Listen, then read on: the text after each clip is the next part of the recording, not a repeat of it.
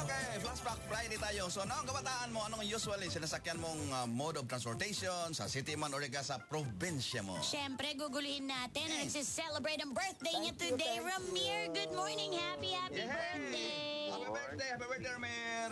Thank you. Oo, Thank you. ikaw, interested ako malaman. Ano ang mode of transportation mo before? Ako, pag nalaman mo, malalaman din ang edad ko. Ano ba yan? Kalesa. Grabe yung kalesa. Yes. Hindi ko kinaya. Saan lugar nyo? Ramir, para saan lugar nyo? Quezon. Sa Quezon. Tas kalesa. Oo. Pag school, nung elementary ako, Oh. Kalesa ang service namin. I love it. Oo. Pero magkano naman ang pamasahe noon sa time yung kalesa?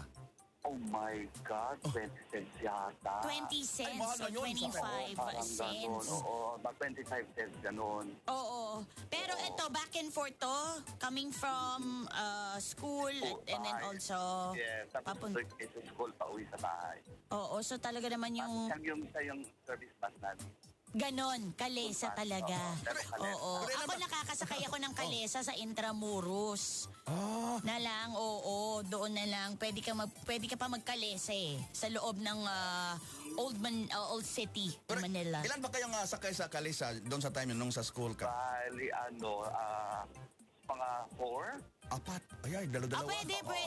Pwede, kasya naman Apat. Oo. Dalawa sa likod, tapos dalawa sa harap, tapos yung nakaupo sa may baba. Yeah, oo. Doon sa may gitna. Ay, saya naman nun. Yes, Oo. yes. Para at Masaya least, siya. guys, if you haven't tried Kalesa, go and check it out sa Intramuros. Meron yan. Again, thank you so much. Ramir, sino you. gusto mo i-greet this morning? Ang aking executive is Angel, siyempre. Ayan, mamaya tayo. Yes, oo. Pupunta ako. Mimit ko yung ilan sa mga KB Angels natin. Sige, Oo. okay. Happy birthday!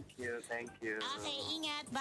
Bye. Okay, kayo naman natin. Ano bang mga usual na mga sinasakyan mong mode of transportation sa city man o rin sa probinsya nyo? Text lang sa 4003 or mag-comment lang sa Facebook page namin sa tag 91.1.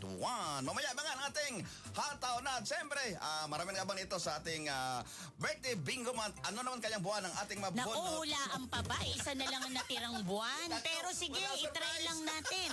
Di ba na ma-surprise tayo kung ano ang bubunutin mamaya. Okay? Siyempre, kasama rin kami, Blue And Carrie Bell. para sa tag-gising na... Teka. Favorite mo to?